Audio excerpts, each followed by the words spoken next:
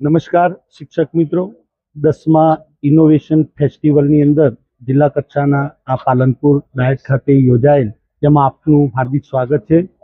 અહીં આપણે ઇનોવેશન ફેસ્ટિવલની અંદર જે વિવિધ સ્ટોલની અંદર મુલાકાત લેતા આપણે હાલ સ્ટોલ નંબર 2ની અંદર પહોંચ્યા છીએ. તો સ્ટોલ 2 જે છે એ હરીશભાઈ ગાટા પ્રાથમિક શાળામાંથી પોતાનું ઇનોવેશન લઈને આવ્યા છે. તો સૌપ્રથમ હરીશભાઈ, આપનું સ્વાગત છે આ ઇનોવેશન ફેસ્ટિવલની અંદર.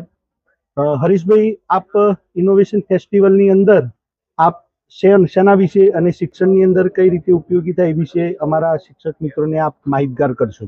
જરૂર ઉમંગભાઈ. તો ઉમંગભાઈ, જ્યારે હું છેલ્લા 2 વર્ષથી શાળાની અંદર વર્ગખંડ ન હતો, એટલે એના કારણે એ સમસ્યા મને નડી. પહેલા બાળકોને જ્યારે મેં બહાર મેદાનમાં ખુલ્લામાં ભણાવવાનું ચાલુ કર્યું તો બાળકો પહેલા તો બેધ્યાન રહેતા હતા બહુ. એટલે મેં એવો ઇનોવેશનનો મેં વિચાર કર્યો, કોઈ એવું ટીએલએમ વાપરું જે ડિજિટલ હોય, બાળકોને અટ્રેક્ટ કરે એવું હોય.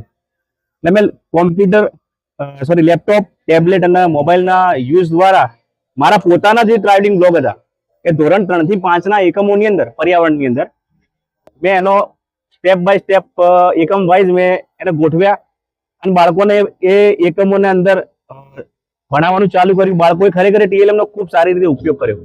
જી. તો ખરેખર હું એ વસ્તુ મને સક્સેસ જઈ. આ ઇનોવેશન ખરેખર બાળકોના અંદર મને રેટિંગ મળી ચૂક્યા છે, એટલે એ વસ્તુ ખરેખર મને બહુ જ ગમી. તો આ મારો ઇનોવેશન હતો. અને બાળકો ઘરે પણ મોબાઈલનો બિનજરૂરી ઉપયોગ ટાળ્યો બાળકોએ. જી. બાળકો ઘરે જઈને ગેમ રમતા ને એવું બધું કરતા. બાળકોને હું મૂલ્યાંકન માટે, સ્વાધ્યાયન માટે શું કરતો, બાળકોને ઘરે વિડીયોની લિંક મોકલતો.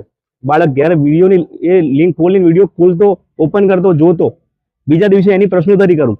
એટલે બાળક એકદમ ઇન્ટરેસ્ટથી વિડીયો જોતા થઈ ગયા. એટલે એક ડિજિટલ ટેકનોલોજીનો ઉપયોગ આ રીતે મેં કર્યો છે અને એને ટીએલએમ ના અંદર એનો ઉપયોગ કરી અને ખરેખર સફળતા મેળવી છે.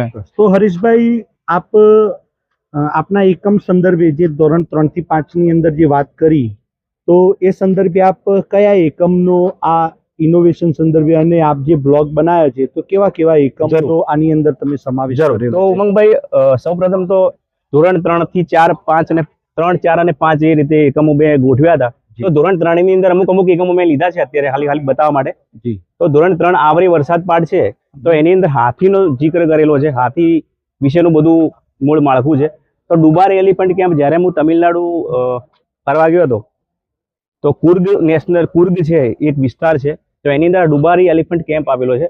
એની મુલાકાત કરી હતી. એ વખતે મેં આખો બ્લોગ્સ બનાવ્યો હતો અને એ બ્લોગ્સ બનાવી અને અપલોડ કર્યો હતો યુટ્યુબ પર જ. અને મને ખરેખર એકમની અંદર આ ખૂબ જ ઉપયોગી બન્યો છે. બારકોડ સ્કેન પણ અહીંયા છે જ, તો બાળકો બારકોડ સ્કેન કરીને પણ ડાયરેક્ટ નિહાળી શકે છે. તો એ રીતેનું મેં એક મટીરિયલ તૈયાર કર્યું છે ડિજિટલ ટેકનોલોજીને લગતું. જી.